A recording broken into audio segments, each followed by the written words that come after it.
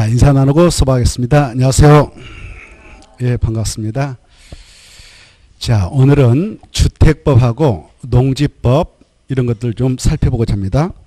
지난주 우리가 건축법을 공부했는데 건축법상 공부했던 내용들 복습하셨죠? 하신 걸로 추정되어서 바로 3개 질문 드리고 수업을 하도록 하겠습니다. 지난주에 건축법상 지하층 그리고 주요 구조부 허가권자 생각나죠? 그리고 바닥면적 계산법 했죠? 자, 주요 구조부를 공부했는데 건축법상 주요 구조부는 약자로 어떻게 기하자 했습니까?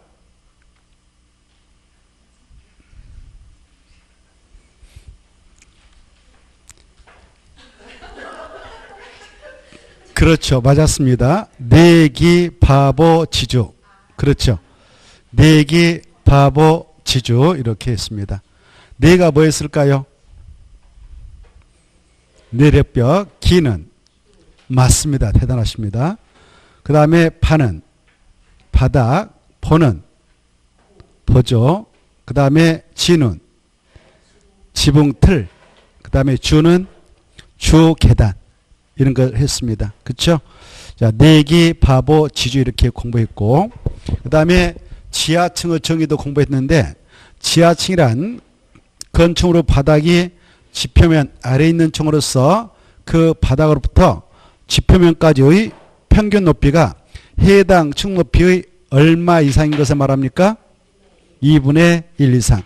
이러한 지하층은 건축물 층수 산정할 때에 산입합니까? 취합니까?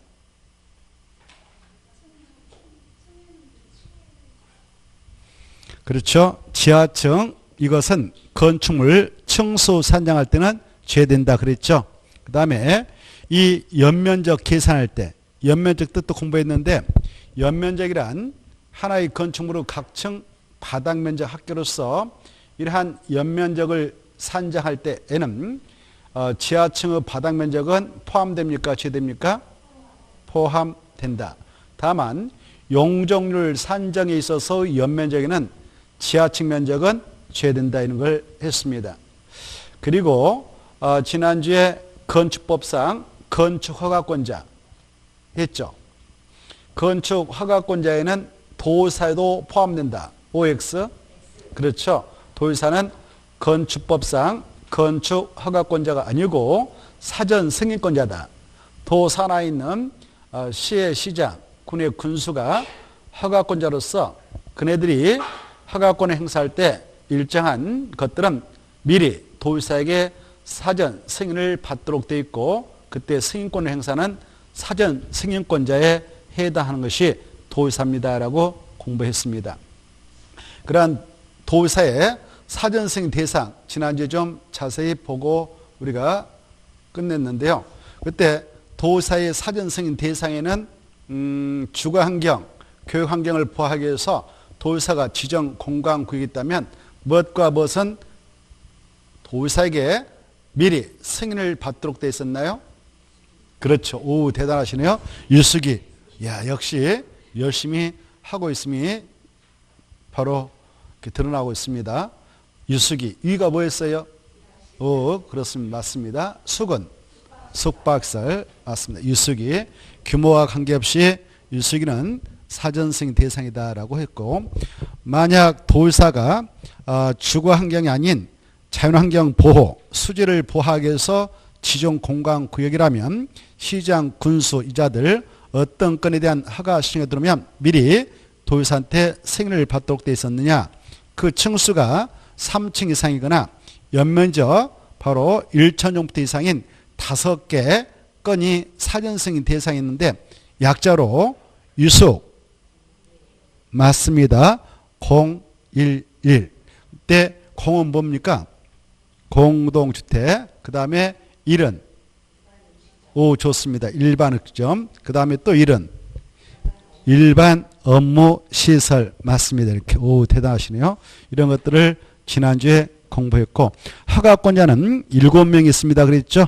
허가권자 특별자치시장, 특별자치도의사, 시장, 군수, 자치구의 구청장 이렇게 그리고 특별시장, 광역시장에서 총 7명이 있습니다라고 공부한 바 있습니다.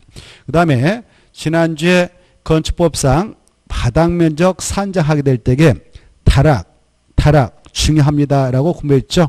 이 건축물 내에 타락이 설치되어 있을 때 타락의 면적이 바닥면적 계산할 때 포함되는 경우가 있고 제외되는 경우가 있는데 이 타락이 평지봉 아래 설치되어 있다면 타락의 층고가 바로 몇 미터 이하이면 타락의 면적은 바닥면적 산정할 때 제외됩니까? 그렇습니다. 1.5m. 만약 평지봉 아래 설치되어 있는 게 아니고 경사진 형태의 지붕 아래 타락이 설치되어 있다면 타락의 층고가 몇 미터 이하면 타락의 면적은 바닥 면적 산정할 때 제외됩니까? 1.8m 맞습니다. 그 층고가 1.8m를 초과하면 타락의 면적도 바닥 면적 계산할 때 포함된다. 이렇게 정리한 바 있습니다.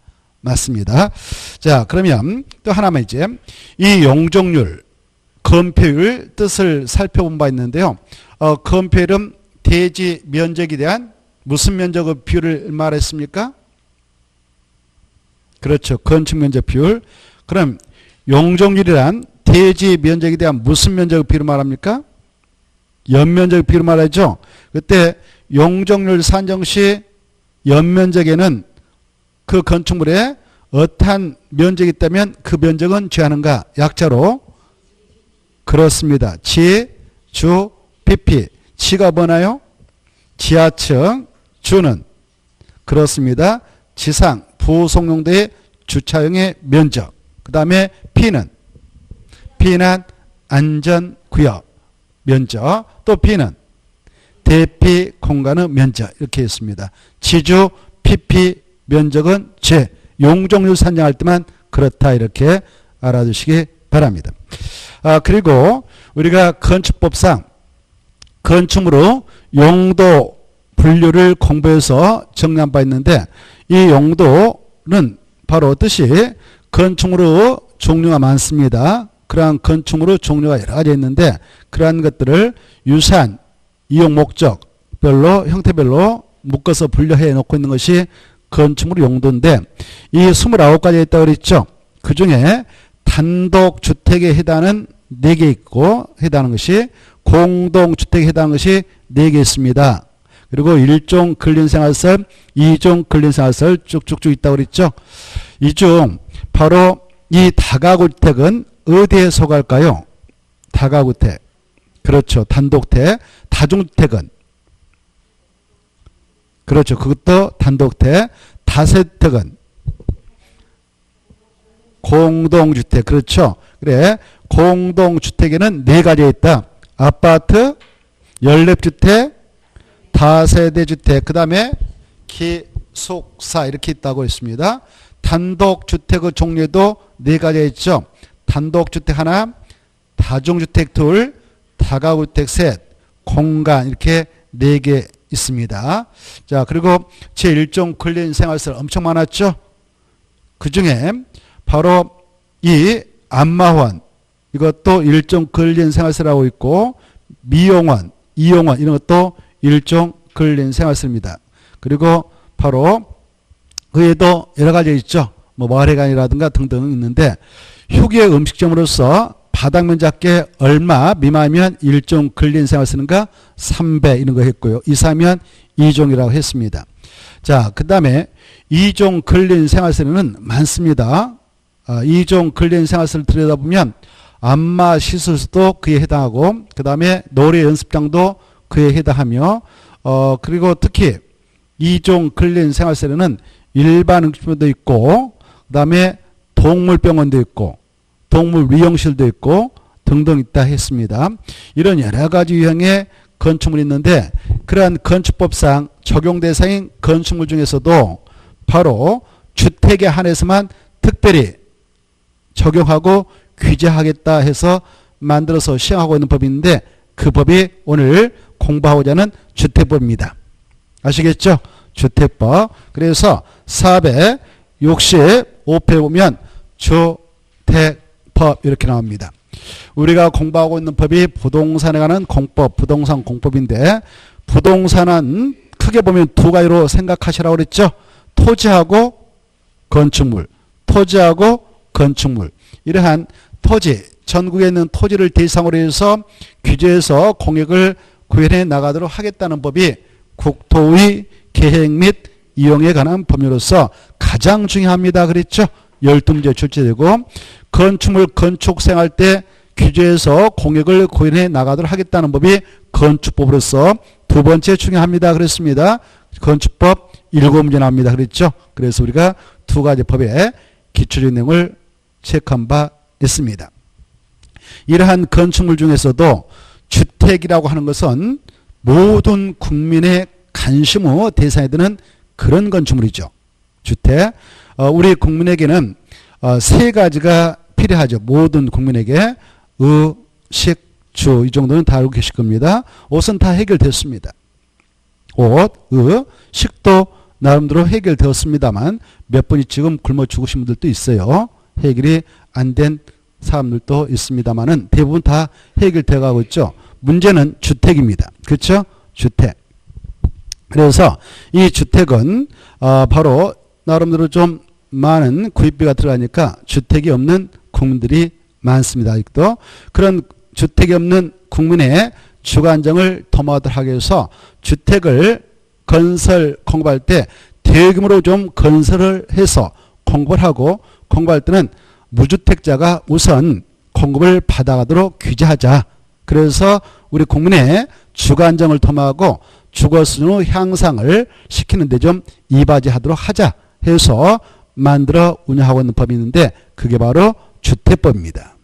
이 주택법은 주택의 한정에서 적용되는 법이다 이렇게 하십시오. 건축물은 종류가 엄청 많다고 그랬죠. 그러한 건축물 중에서도 주택법은 주택인 건축물에 한정해서 적용을 하는 특별법이다 이렇게 이해를 하시기 바랍니다. 그래 이 주택법은 7문제가 출제가 됩니다.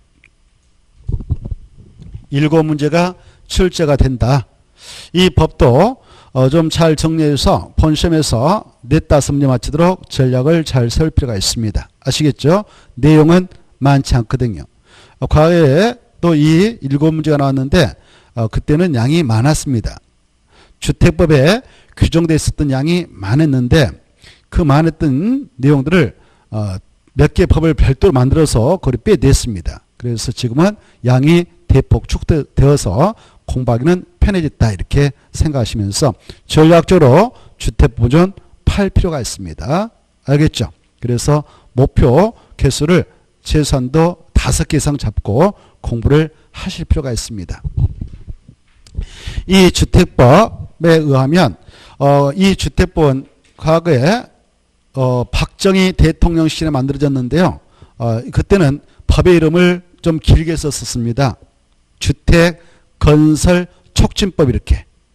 근데 건설 촉진을 시키기 위해서 이 법을 애당초 만들었는데 그 후에 이제 대규모로 건설 공급했는데 건설 공급하게 된 후에 이게 문제가 된 것이 바로 공급 문제, 사후 관리 문제 이런 것도 좀 중요하고 주택시장을 안정적으로 관리하는 문제 이런 문제가 대두해서 법의 이름을 좀 고쳤습니다. 지금은. 그래서 그냥 주택법 이렇게.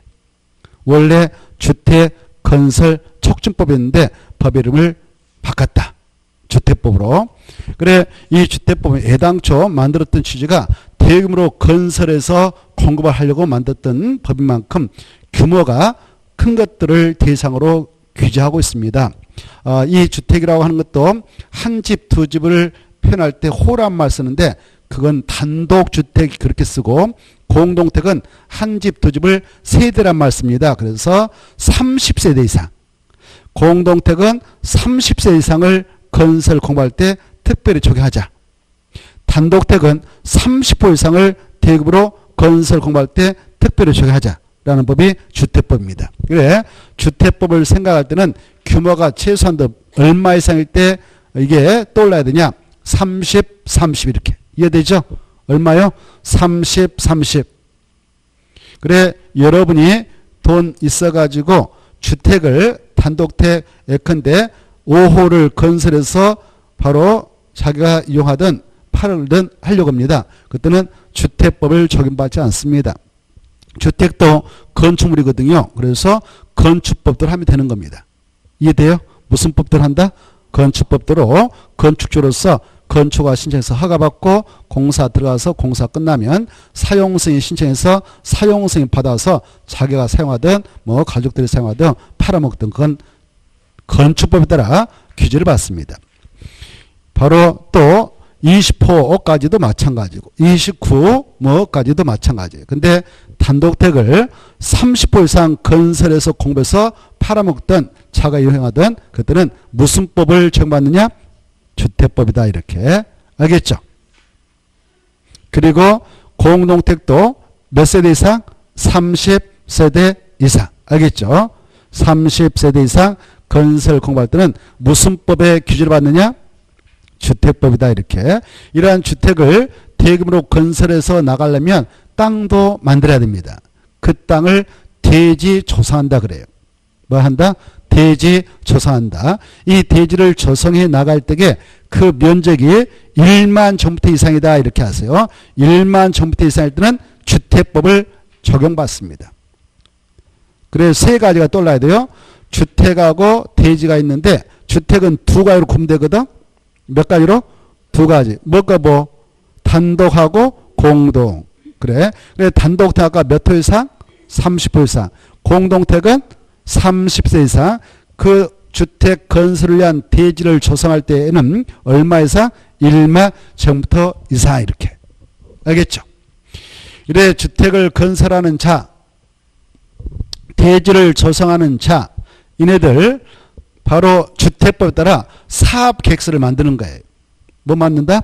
사업계획서. 사업계획서를 만들어가지고 이 계획대로 사업을 하도록 좀 해주세요라고 법에 규정되어 있는 행정관청에게 승인을 신청합니다. 이걸 사업계획 승인 신청 그래요. 우리가 건축법상 건축물을 건축하려는 자를 건축주 그랬습니다. 뭐라고요? 건축주. 그런데 주택법에서는 건축주란 말 쓰지 않습니다. 그러한 대규모 주택건설 사업을 한다? 대지 조성 사업을 한다? 그런 자들을 사업주체, 주택건설 사업주체, 대지 조성 사업주체 이렇게 씁니다. 뭐라 한다? 사업주체, 사업주체. 용어가 바뀌죠? 사업주체, 사업주체. 그러한 사업주체가 사업하고자 할 때는 사업계획서를 작성해서 사업계획 승인을 신청합니다. 사업계획 승인권자에게 신청을 해서 승인 고시가 떨어져야 사업에 착수가 가능합니다. 법적으로. 이때 사업계획 승인 고시가 떨어지면 그 말씀 드리기 전에 사업계획 승인 받아야 할 대상은 단독주택은 30호 이상 건설하고자 할 때, 공동택은 30세대 이상 건설하고자 할 때, 대지는 1만 제곱미터 이상 조성을 하고자 할 때는 주택법상 사업계획 승인을 받아야 되는데 사업계획 승인을 신청해서 승인 고시가 떨어져야 사업에 착수가 가능하다 이렇게 이해하시고, 이때 사업계획 승인권자에게 사업계획 승인을 신청하게 되면 며칠이면 그 여부가 결정나서 오느냐? 60일. 5 플러스 1 그러면 6이 되죠? 5 플러스 1. 5 플러스 1 하면 6이 되죠? 60일. 이렇게. 그래, 60일이면 응답이 옵니다. 알겠죠? 만약 사업계획 승인 고시가 떨어지면 이제 사업 들어가도 된다 그 말이에요. 그때 사업에 착수를 하게 된다? 그때 사업을 하게 될 때 바로 몇 년 이내에 들어가야 되냐? 법적으로 바로 이겁니다. 5년 이내. 몇 년? 5년. 5년 이내에 착수를 해야 돼요. 다만 정당한 사유가 있으면 그 사유가 바로 그 사라진 날부터 1년 이내 범위에서 착수기간을 연장받을 수 있어요. 그래 연장을 받더라도 6년 이내에 들어가야 되겠죠. 5 플러스 또 1 나오잖아요. 그쵸? 5년 이내에 들어갈 수 없는 정당한 사유 있으면 몇 년 연장받을 수 있다고 그랬나요? 1년. 6년 바로 시간을 벌 수가 있겠습니다. 만약 그 기간 내에 들어가려면 사업계획 승인을 냈던 행정처에서 승인을 취소할 수가 있어요. 법적으로. 알겠죠? 자, 그런데 만약 그 기간 내에 들어가려면 사업계획 승인을 취소당할 수 있게 사업체 바로 공사 들어갑니다. 천세들 지겠다 해서 아파트 건설 사업하고 졌나 한자들 사업계획 승인 고시 들으면 바로 그 사업에 들어가야 되니까 들어갑니다. 근데 그 안에 건설 분양을 하고자 하는 아파트 천세대인데 미분양이 속출했다. 그러면 자금줄이 그 사업장에 묶여가지고 부도가 날 수 있어요. 부도가. 그런 점을 감안해서 우리 법에서는 공고별로 건설해서 공급을 할 수 있도록 허용합니다. 109, 209 같은 하나의 주택단지지만 공고별로 구분해서 주택을 건설 공급할 수 있도록 허용을 하고 있습니다. 그 주택단지 내에 건설을 하려는 주택 세대수가 5 플러스 1도 나오네요. 5 플러스 1 하면 600세대 이상의 단위일 때만 가능해요. 몇 세대? 600세대 이상의 단위는 109, 209 나눠서 사업 좀 합시다. 라고 사업계획서 작성해서 승인시에서 승인을 받아갈 수 있어요. 이때 각가구 공구는 300세대 이상은 배치를 해야 되고 공구한 폭은 또 5 플러스 1이면 6이네. 6m 이상 뛰면 돼요. 이 주택법은 5 플러스 1이 많이 나오네요. 아무튼 자, 그래 그렇게 공구별로 구분해서 주택을 건설 공부할 수 있도록 허용하고 있는데 만약 이렇게 공구 나눠가지고 사업을 하겠다라고 승인 고시를 받아가게 되면요. 109는 5년에 들어가야 되고 정당한 사였으면 1년 연장받을 수 있습니다. 그리고 209는 109 착공 신고로부터 2년에 들어가면 되는 것이고 그럼 벌써 시간 많이 벌 수 있잖아요. 그렇죠? 이렇게 해서 사업 들어갔습니다. 공사 벌써 끝났습니다. 공사 끝나면 주택은 단독택이 있고 공동택이 있었죠. 그때 단독택은 호호 그런 말 쓴다고 그랬죠. 그때 공사가 다 끝나면 사용할 때 사업 마쳤던 사업체가 검사를 신청합니다. 사용할 수 있도록 검사 좀 해주세요. 그걸 사용검사를 합니다. 뭐라 한다? 사용검사. 사용검사권자인 그 행정청에게 뭐 시장으로서 구청장이 있는데 또 뭐 한국토경사 국가는 국토교통장한테 사용검사 신청해서 사용검사 신청에 들어가면 15일이면 답이 나와요. 여기도 또 이제 1 플러스 5가 나오네. 15. 와, 이거 정말 주택법 1 플러스 5가 많이 나오잖아요. 5 플러스 1이 나오기도 하고 1 플러스 5. 아무튼 15일. 이렇게 15일이면 답이 나옵니다. 답이. 그래 이제 사용검사가 떨어졌다 그러면 사용을 할 수가 있어요. 그러면 우리가 아파트 분양받았다 그러면 우리가 들어가서 입주해서 살 수 있는 것입니다. 이렇게 구성되는 것이 주택법이에요. 주택법. 자, 그리고 이 주택법상 이 주택이라 하는 것은 크게 두 가지가 있다고 그랬죠. 뭐뭐 단독주택하고 공동주택. 그런데 이 주택법상 이 주택이라고 하는 것이 두 가지로 구분이 되는데 말입니다. 우리가 건축법령에서는 단독주택 4개가 있고 종류가 공동택 종류 4가지가 있다 그랬습니다. 근데 이 주택법으로 보면 한 개씩이 빠져나가요. 한 개씩. 왜? 그 것들은 우리 국민에게 건설 공급하여 국민의 주관정을 도모하는데 아무런 의미가 없다 봐서 제외를 시켜버립니다. 단독주택의 종류가 건축법 시행령에서는 4개로서 단독주택, 다중주택, 다가구주택, 공간이 있었습니다마는 이 공간은 공직자에게 국가 지방자치단체가 주는 주택이에요. 우리 일반 국민에게 대규모로 건설 공부해서 국민의 주관정을 도모할 수 있는 주택은 아닌 것입니다. 공간은. 그래서 주택법으로 보면 단독주택의 종류는 3가지인데 공간이 빠진다. 이게 중요해요. 아시겠죠? 뭐가 빠진다? 공간은 빠진다. 이렇게 하시고 그 다음에 이 공동택도 우리가 건축법 시행령상 건축물의 용도 분류 파트에서는 그 종류가 4가지가 있습니다. 아파트, 연립주택, 다세대주택, 기숙사가 있습니다. 그랬죠. 이것 중 기숙사는 주택법으로 보면 공동택의 종류에서 빠집니다. 기숙사는 왜 빠지냐? 기거하다 기. 숙이 잠잘 숙이거든요. 그래 기거에서 잠자는 그런 건축물이 기숙사입니다. 이것은 주로 누구에게 공급되어지는 그런 주택이냐? 학교 내 학생들, 대학교, 고등학교 기숙사 있잖아요. 그렇죠? 그리고 공장 내 종업원들. 이네들에게 공급되는 그런 공동체 일종이 기숙사입니다. 일반 국민에게 대규모로 건설 공부해서 국민의 주관정을 도모할 수 있는 주택이 아니기 때문에 주택법상 공동택에서는 빠진다 이렇게 알았어요. 이해되죠? 그러면 이제 정리해 봅시다. 건축법상 주택은 총 4개, 4개에서 8가지 있었다.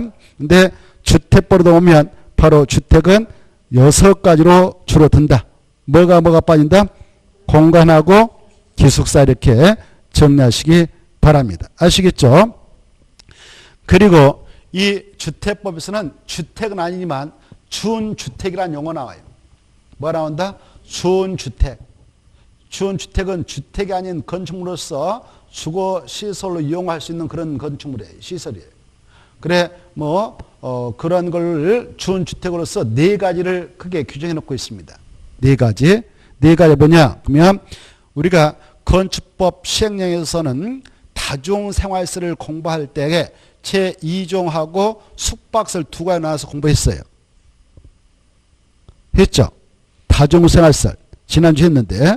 그래 다중생활설로서 사용되고 있는 바닥면적합계가 500제곱미터 미만이면 2종 근린생활설, 이상이면 숙박설입니다. 라고 공부를 했어요. 지난주. 했을까 안 했을까요? 했을 거예요. 아마 흔적이 있을 겁니다. 흔적을 남기시라고 그랬어요. 그렇죠? 집에 가서 그것만 보시라고 그랬잖아요. 그것만 꼭 좀 체크해서 읽어보십시오. 그랬을 것입니다. 자, 그러한 것하고 또 이 건축법 시행령에서 바로 그 기숙사를 공부했잖아요. 기숙사. 그리고 오피스텔도 공부했어요. 오피스텔. 오피스텔은 건축물로 용도 분류파돼서 무슨 용도로 분류해서 규정하고 있었느냐? 업무시설. 체크했을 겁니다. 지난주. 알죠? 그렇죠. 그래. 그리고 노인 복주택. 이런 것들을 주택법으로 넘어서는 준주택 이렇게 해요. 뭐라 한다고요? 준주택. 그래서 주택법에서는 준주택이라는 용어 나온다 이렇게 하십시오. 준주택이라는 용어 나온다. 준주택. 알겠죠? 뭐가 나온다? 준주택 이렇게. 자, 그리고 이 주택법에서는 국민주택도 나오고 민영주택도 나옵니다. 이따가 체크합니다. 뭐가 나온다? 국민주택, 민영주택. 이건 어마어마하게 중요한 거예요. 2가지는. 국민주택하고 민영주택.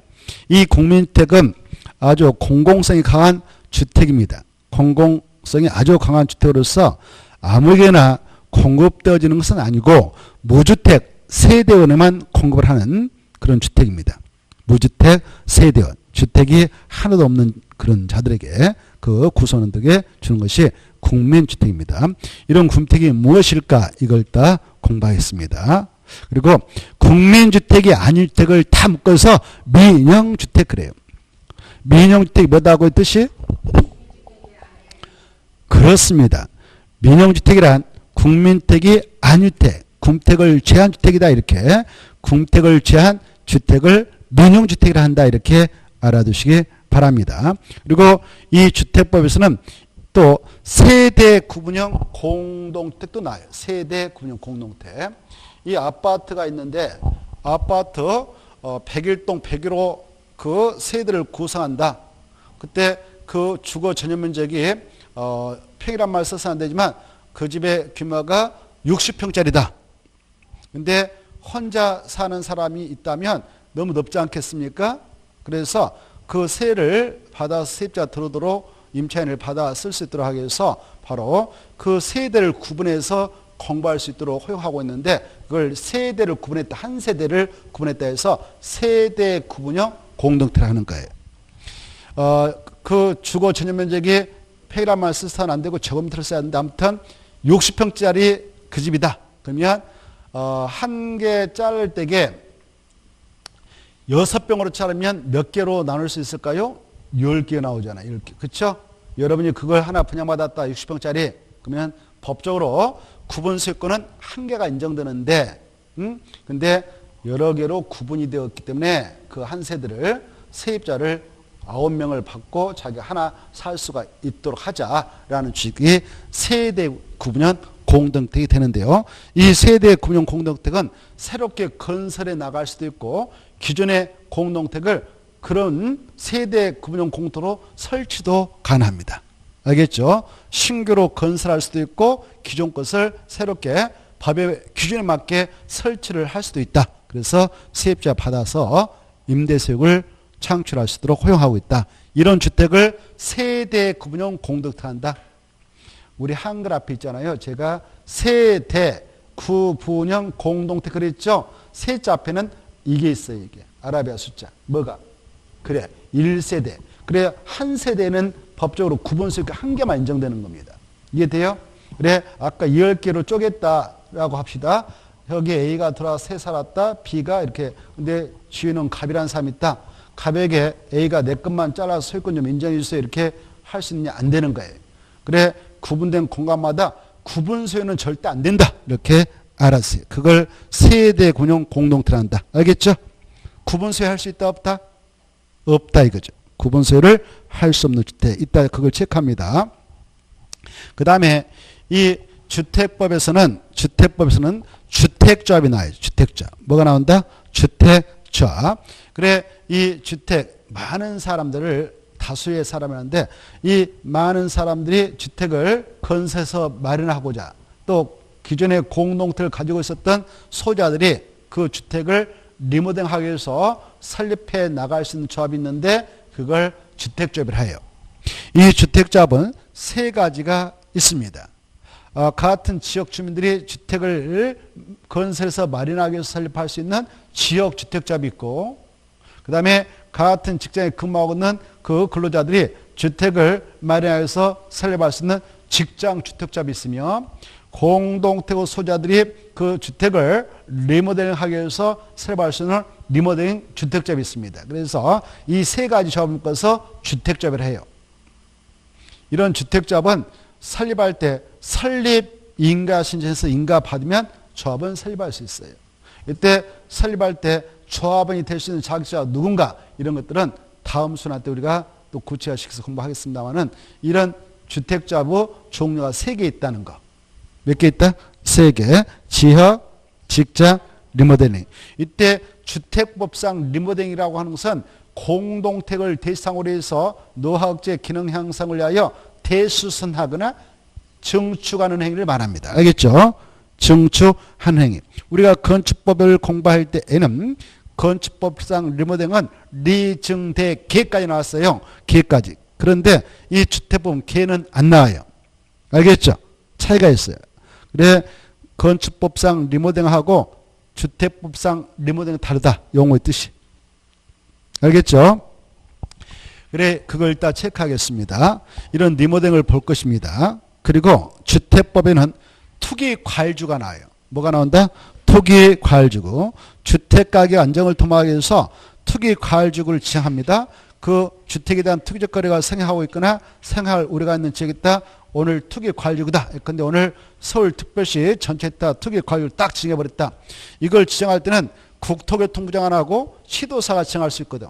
서울특별시는 국토교통부 장관도 지정할 수 있고 서울특별시장도 지정할 수 있습니다. 이렇게. 지정고시가 있으면 그 지정고시된 이후에 그 지역에서 그 주관에서 신규로 주택을 분양받게 된 자가 있다. 이 분양받게 됐다. 신청해서 당첨됐다. 그러면 해당 주택의 입주로 선정된 지를 취득했다 이렇게 표현합니다. 그걸 입주권, 분양권 그래요. 이런 분양권의 전매. 내가 분양권자인데 내가 당첨됐단 말입니다. 101동 101호 당첨됐다면 내가 입주할 수 있는 권리인 분양권을 취득했어. 이걸 누가 피해 더 붙여서 산다 하니까 붙여서 팔았다. 이때 파는 걸 매매라고 그래요. 뭐라 한다? 매매. 그리고 공짜로 줄 수 있잖아요, 이거. 그렇죠? 누구한테? 애인일 때, 애인일 때 결혼할 애인이다 그러면 그 환심을 사기 위해서 야, 네 명의로 돌릴 테니까 돈 안 줘도 돼. 그 대신 나하고 결혼하자. 이 분양권을 획득했던 친구가 29살 총각 있다. 그러면 애인한테 이렇게 넘길 수도 있잖아요. 어차피 결혼하면 자기 것이 되니까. 그렇죠? 그래, 이렇게 돈 안 받고 주는 것을 증여합니다. 증여. 뭐라 한다? 증여.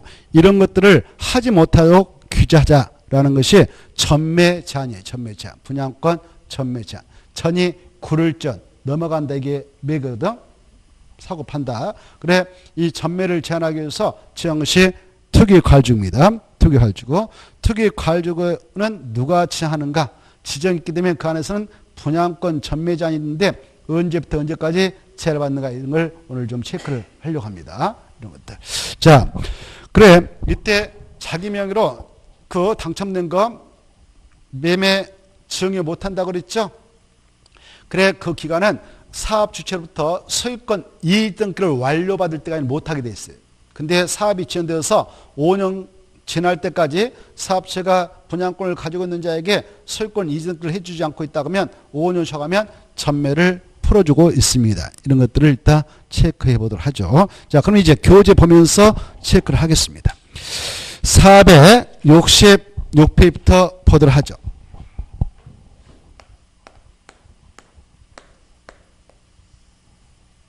지금 우리가 무슨 법 합니까? 주택법. 주택법. 그래, 이 주택법 몇 문제 나온다고 그랬습니까? 7문제. 그리고 여러분은 7문제 썼다면 그따 맞추고자 하는 목표 개수도 써보세요. 목표 개수. 나는 노력해서 몇 개까지 맞출 계획인가 이거. 그리고 그 목표 개수를 달성하지 못하면 시험 끝나고 나서 어떻게 할 것인가 그것까지 다. 자, 다시 개수 써요. 그 각오까지 써놓으시기 바랍니다. 자, 아무튼 그래 7문제 나오니까 좀 중요한 법이라 할 수 있어요. 이 법은 어떠한 내용을 정해서 어떠한 목적을 달성하고자 만들어졌는가 이걸 재정 목적, 목적이라는데 바로 대상은 주택입니다. 주택을 건설하고 공급할 때 필요한 사항을 정하겠다 이렇게 하고 있죠. 그리고 주택의 수요와 공급을 가지고 이루어지는 시장 이걸 주택시장이라고 하죠. 뭐라 한다? 주택시장. 주택시장은 유동적이죠. 최근 뭐 수도권은 서울은 집값이 엄청 폭등해 버렸잖아요. 이렇게. 그래 이런 주택시장을 안정적으로 관리하기 위한 필요한 사항 아까 투기과열을 지한다든가 또 분양가 상한제를 민간주택까지 다 민영 택지 안에서 공급된 주택까지 다 규제해버린다든가 이런 것들이 주택시장의 관리 문제예요. 그런 내용을 규정하기 위해서 이 법이 만들어졌다. 그런 내용을 정해서 궁극적으로 국민의 주거 안정을 도모하도록 하겠다. 그리고 국민의 주거 수는 향상에 이바지하도록 하겠다 이렇게 하고 있죠. 이것들은 가볍게 읽어보시면 돼요. 이때 주택이라고 하는 것은 주택법상 주택이라고 하는 것은 크게 두 가지로 구분돼요. 몇 가지로 구분된다고요? 두 가지. 거기다 주택에다 또 맞춰봐요. 주택에다 또 맞춰놓고 이렇게 469페이지 그렇게 써놔요. 469페이지. 공부할 때 바로 거기 날아가요. 몇 표로 나간다고요? 그래. 469표로 날아가자 이렇게 딱 화살표 날려보내요. 복습할 때도 그렇게 해야 여러분이 이해하면서 따라올 수 있다 그 말이에요. 수업 시간에 했던 것도 똑같이 해야만이 효과적이거든. 알겠죠? 자, 그래 주택법은 이런 내용을 정해서 이 목적을 달성해서 만들었다 했는데 이 법에 적용돼서 주택은 크게 몇 가지로 구분된다? 몇 가지로 구분된다고요? 두 가지. 두 가지 뭐냐? 단독주택하고 뭐? 공동택. 몇 페이지 넘어갔나요 지금? 460페이지 넘어갔나요? 넘어가시라고요? 넘어가시라고. 469페이지 가면 나오죠? 가로 1번 주택. 지금 이것은 무슨 법에 있는 것이에요? 주택법이에요. 주택법. 자, 그래 거기 보면 주택이라고 하는 것은 바로 가로 2번 단독주택하고 동그라미 2번 공동택 이렇게 돼 있죠? 있어 없어요? 있죠. 그 전에 그 위로 올라가면 가로 1번 주택이란 해가지고 끝에 있잖아요. 동그라미 1번 보고 계시죠? 끝에다 줄 거 봐요. 무엇과 무엇을 구분한다. 단독하고 공동. 무슨 법에서? 그래. 주택법상 주택이라고 하는 것은 단독주택하고 공동주택으로 구분된다. 이것도 시험에 나왔습니다. 어떻게 나왔느냐? 주택법상 주택은 단독주택, 공동택, 복합주택으로 구분한다 이렇게 나왔어요. 복합주택이란 말 없어요. 없잖아요. 그렇죠? 두 가지로 구분돼요. 그래 주택법에서 봐봐요. 주택법에서 주택이란 말 나왔다. 그러면 둘 중에 하나다 그 말입니다. 둘 중에 하나. 단독 아니면 공동. 공동 아니면 단독 이렇게. 알겠죠? 둘 중에 하나예요. 둘 중에 이제. 그래 여기다 써버려. 여러분 말씀 단독택에다 줄거 가지고 살짝 3개. 몇 개 있다고? 3개. 그래 3개 뭐냐? 아까 했죠. 단독주택하고 또 다중주택하고 또 다가주택. 무엇은 아니다 아까? 그랬습니다. 공간은 아니다. 지금 주택법이니까. 그 다음에 공동택도 써요. 그다 3개라고. 몇 개 있다? 3개. 뭐? 아파트. 또 연립주택. 그 다음에 뭐? 다세대주택. 좋습니다. 그래 이렇게 기숙사는 아니다. 알겠죠? 이것도 시험에 출제된 바 있고요. 자, 이 뜻은 우리가 건축법 시행령에서 공부했던 뜻하고 똑같아. 아파트란 주택으로 쓰는 층수가 몇 개층 이상인 주택? 5. 여기 나오잖아. 5개층. 알겠죠? 그 다음에 연립주택하고 다세대주택은 주택으로 쓰는 층수가 4개층 이하인데 주택으로 쓰는 한 개의 동호 바닥 면적가 660제곱미터를 초과하면 연립주택 이하이면 다세대주택. 알겠죠? 공동택 쪽. 그 다음에 이 다중택은 많을다 무리 중이니까 많은 학생이라든가 직장이 거주할 수 있는 그런 구조주택으로서 각 실은 독립된 주거 형태는 아닌데 각 방에다 욕실은 설치해도 되지만 취사실은 싱크대에 넣으면 안 된다. 그리고 주택으로 쓰는 한 개 동의 바닥 면적기는 330m 이하 되고 층수는 주택으로 쓰는 층수는 3개층 이하 된다. 이런 거 했죠. 그리고 다가주택은 세 가지 요건을 모두 충족한 공동택이 아닌 단독택인데 바로 주택으로 쓰는 층수는 3개층 이하 되고 주택으로 쓰는 한 개 동의 바닥 면적기는 660제곱미터 이하 되면 그리고 몇 세대 이하가 거주하고 있는 그런 구조주택이냐 19세대 이런 것들을 공부했습니다. 그건 똑같아요. 그 다음에 여기 보세요. 이 주택법상 주택이라고 하는 것이 정확하게 뭐냐? 한 개의 주택이 뭐냐?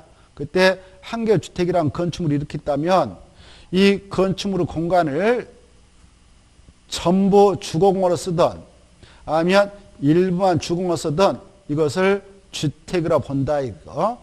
그래 이 세대의 세대원이 할 때 한 세대란 말이에요. 한 세대의 세대원이 장기간 독립된 주거생활을 할 수 있는 그런 구조로 된 건축물로 전부가 됐든 일부가 됐든 그런 건축물을 주택으로 보는데 이 주택이라고 하는 것은 탄생될 때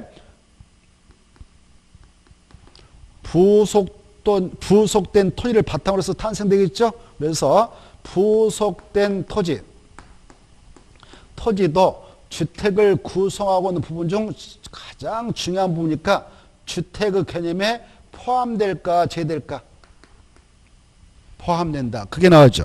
자, 동그라미 1번 같이 봅시다. 주택이란 세대의 세대 구성원이 그때 세자 앞에 일이 숨어 있는 거예요. 한 세대의 구성원이 바로 장기간 독립된 주거 생활을 할 수 있는 구조로 된 건축물의 전부 또는 일부 및 그 말 중에 및 그 부속 토지를 말한다 이렇게 돼 있죠. 부속된 토지는 주택에 포함된다 제외된다. 그래 그게 올해도 나왔고 3년이 나왔는데 정말 중요해. 부속된 토지 부속 토지가 없다면 주택인 건축물은 탄생될 수 있다 없다? 여러분이 부모가 없이 태어날 수 있어 없어요? 그러듯이 이 건축물, 봐보세요. 주택 건축물도 반드시 뭐가 있어야만 탄생될 수 있습니까? 부속 토지. 이게 없으면 탄생될 수가 없습니다.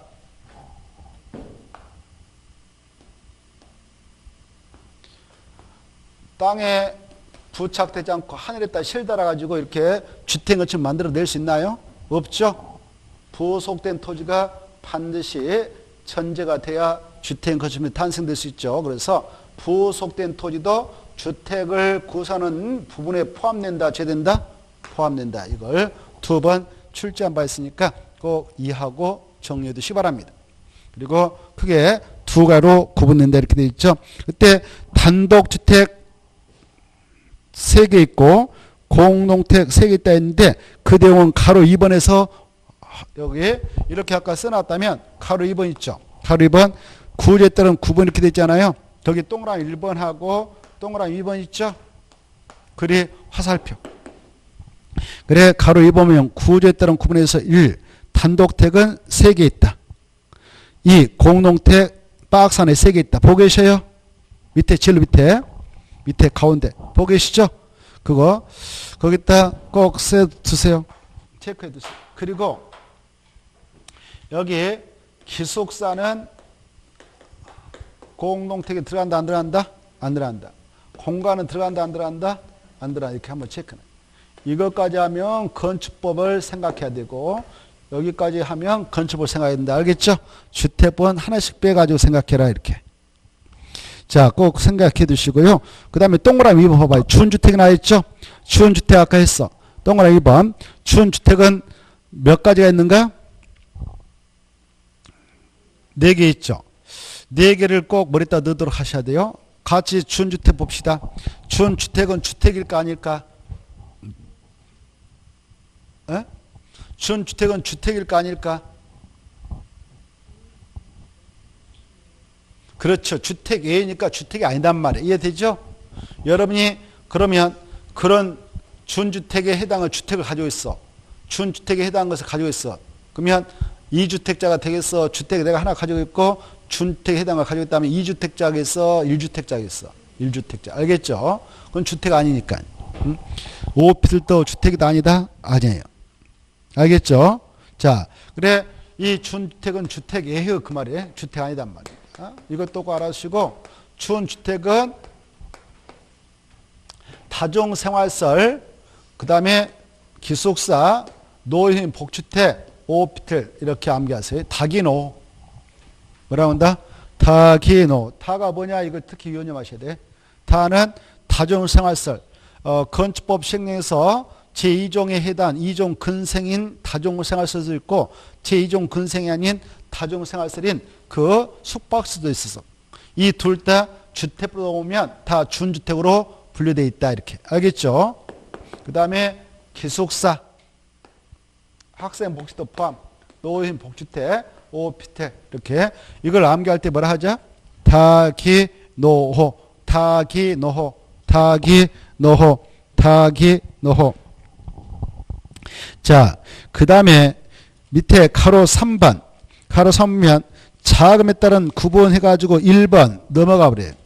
그 위에다 써버렸어요. 다시 넘어가서 470회 넘어가지고 민영택 위에다 1 민영택 가지고 그래서 민영택하고 2번 금택을 구분.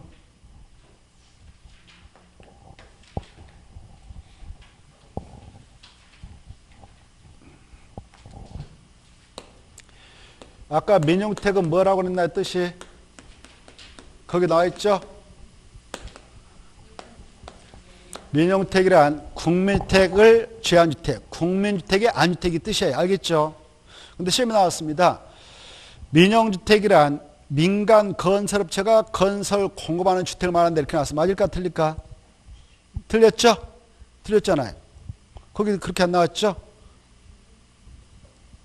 그럼 틀리고 국민주택을 제한주택, 국민주택이 안주택 이렇게 이해되죠? 그대로 기억하셔야 돼. 그렇게. 자, 그래 민주택 꼭 알았어요. 민영택이 뭐냐 그러면 국민 주택을 제한주택, 국민주택이 안주택 같은 말로 이해하시면 돼요. 자, 꼭 알아두시고 그러면 국민주택이 안주택은 다 민주택인데 국민주택이 무엇이냐 여기다 써놨죠 법에서.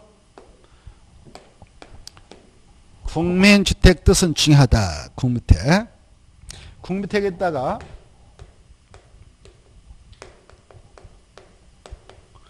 한마디 여러분 알 수 있도록 이렇게 써놔요. 무주택 세대원에게만 공급.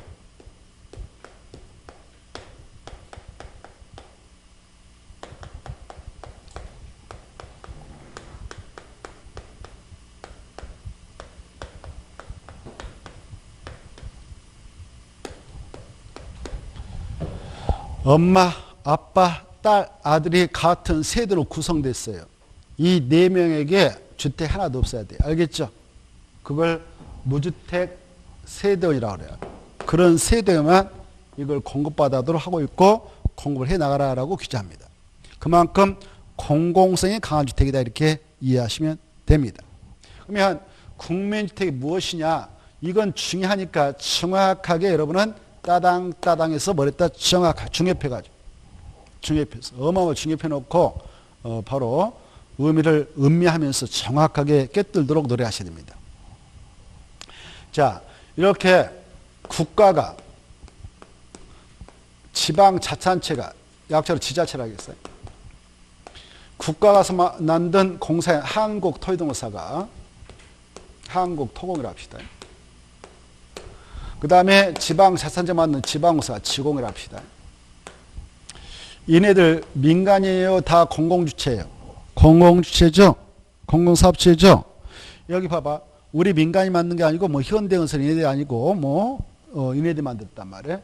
얘네들이 이렇게 건설했어. 건설한 주택이에요. 주택. 봐봐요. 주택인데 건설한 주택인데 가서 보니까 소유권이 하나로 만들어졌다 그러면 단독태라고 하고 이 구분해 가지고 이 하나의 건물 내에 소유권이 2개 이상 인정되고 있다면 공동택을 하는 거예요. 이렇게. 이해되죠? 그런 주택인데 이때 단독택은 한 집도 아까 뭐라고 그랬어? 호란 말 쓴다고 그랬죠? 그래서 한 집도 집은 호란 말 써. 공동택은 세대란 말 쓰고. 그래 이 국가 한국토지공사, 한국토지등공사, 지방자치단체, 지방공사가 건설한 주택으로서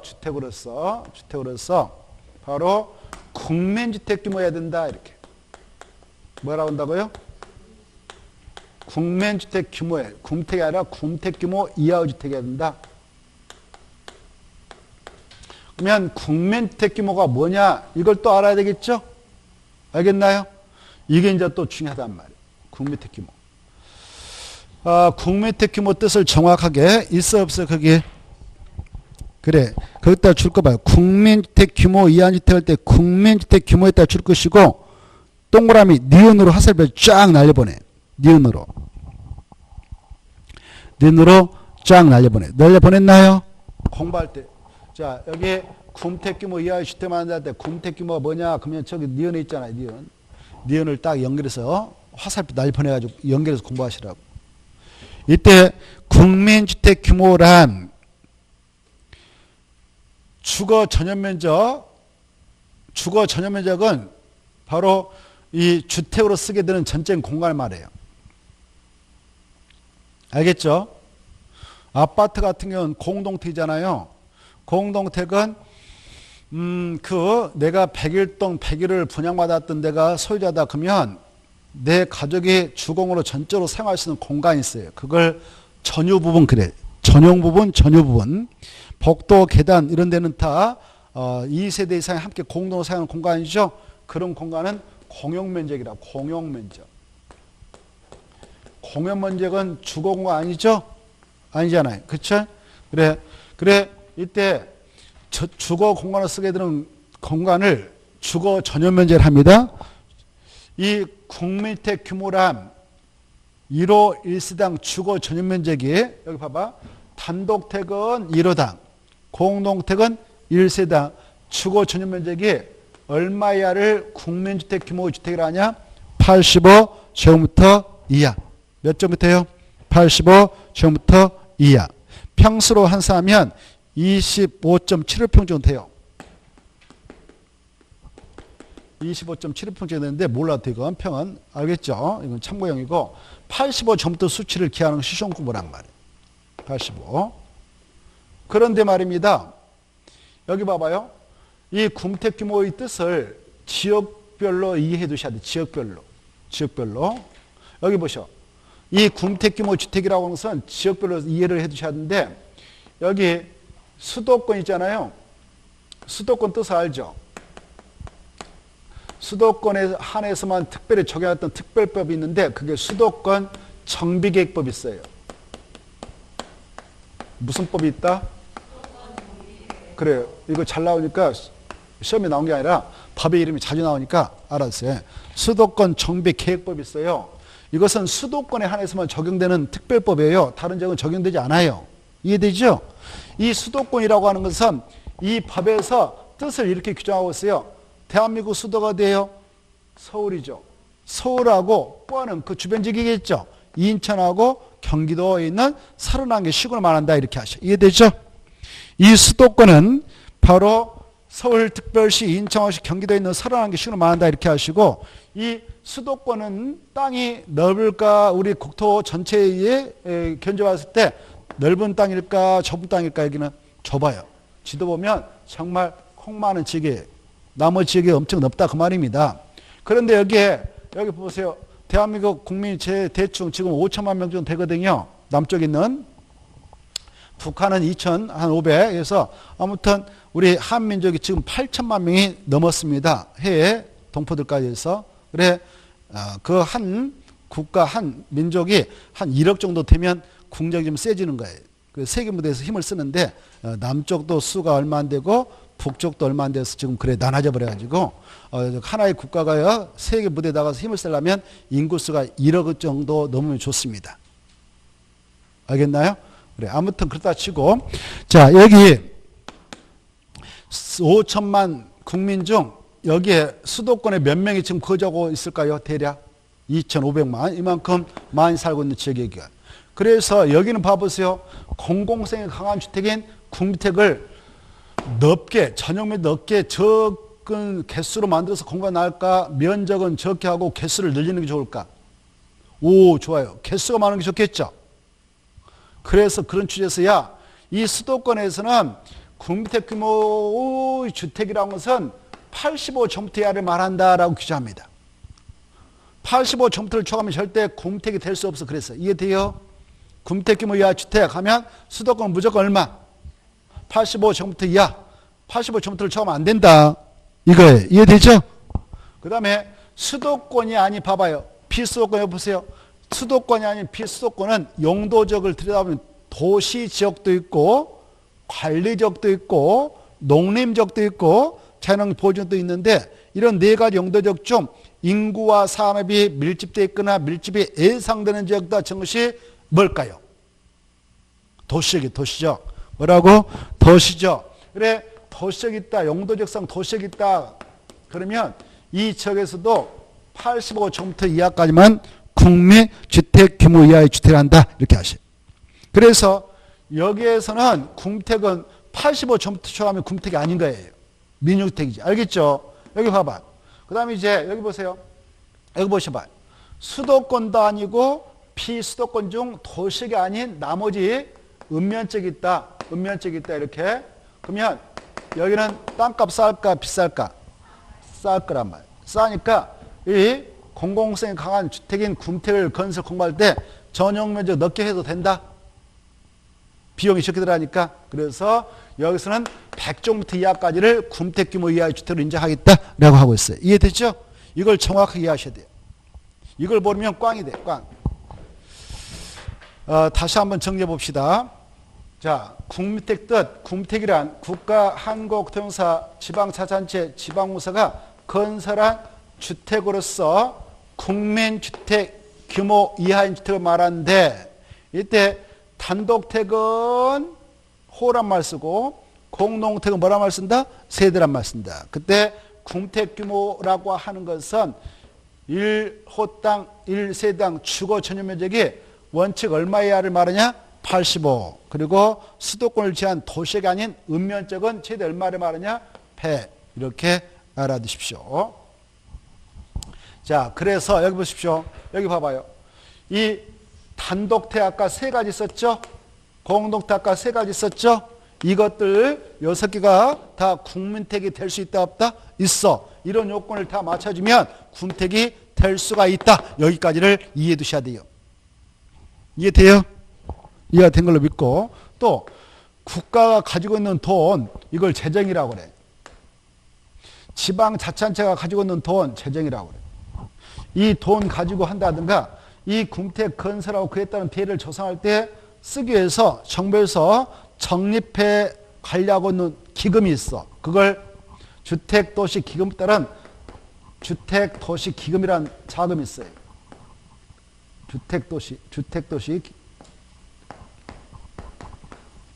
주택도시기금이라는 게 있습니다. 알겠나요? 이 기금, 주택도시기금을 적립하고 있어. 로또 복권 팔았다 뭐 해가지고 채권 팔아서 적립하고 있는 기금이 있습니다. 이걸 뭐라 한다고요? 주택도시기금이 있어. 이 기금이라는 자금이 있지 않겠습니까? 이 자금을 여기 봐봐요. 이런 돈을 지원받았어. 뭐 받았다고? 지원받아서 이렇게 건설을 하든, 여기 봐봐. 건설하든 아니면 있었던 주택을 개량하든 알아야 돼. 개량. 이 돈 가지고 개량해도 건설해도 단독태로서 건설되든 공동 건설하든 군택 규모 이하의 주택이면 군택이 된다. 이렇게 알았어요. 연결되는 거야. 연결돼. 자, 거기 2번 국가지자체 재정 주택도시기금이라고 하는 자금을 지원받아서 건설되거나 개량되는 주택으로서 국민주택 규모 이하의 주택을 말한다. 여기까지 이해를 해 두시기 바라고 잠시 쉬었다가 이어서 보도록 하겠습니다.